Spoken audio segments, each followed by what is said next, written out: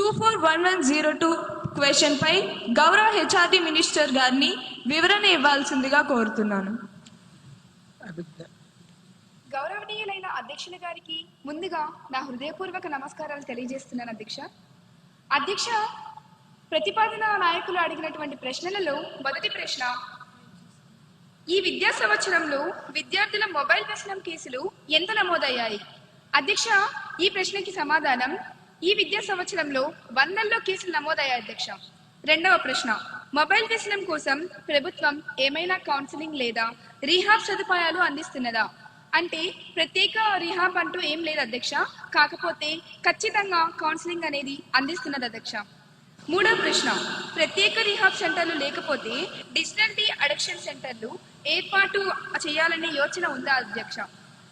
ఖచ్చితంగా ఉంది అధ్యక్ష, మాకు అటువంటి ఆలోచన ఉంది. ప్రస్తుతం ప్రభుత్వం పరిశీలిస్తుంది అధ్యక్ష.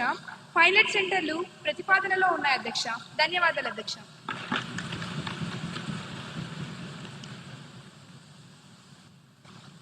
గౌరవ ఎమ్మెల్యే కుమారి నిహారిక గారిని సప్లిమెంటరీ క్వశ్చన్ కి అనుమతిస్తున్నాను. అధ్యక్ష, గౌరవనీయులనే మంత్రి గారు సమాధానం అద్భుతంగా ఉంది. కేసులు 100ల్లో ఉన్నాయట అంటే ఖచ్చితమైన లెక్క లేదా అధ్యక్ష?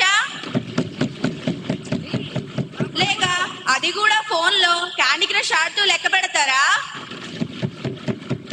పిల్లలేమో 5G స్పీడ్లో ఫోన్లను అతుక్కుపోతుంటే మీ ప్రభుత్వ చర్యలేమో ఇంకా 2G స్పీడ్లోనే పరిశీలన దశలోనే బఫరింగ్ అవుతున్నాయి అధ్యక్ష. ఆ పైలట్ సెంటర్లు భూమి మీదకు వచ్చే లోపు విద్యార్థులు భవిష్యత్ స్విచ్ ఆఫ్ అయిపోదా అధ్యక్ష?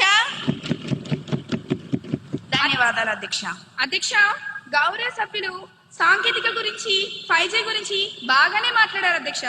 కానీ మా ప్రభుత్వం విద్యార్థుల్ని నేరస్తులా చూడటం లేదు అధ్యక్ష, బాధితుల్లా చూస్తుంది అధ్యక్ష, బాధితుల్లా చూస్తుంది.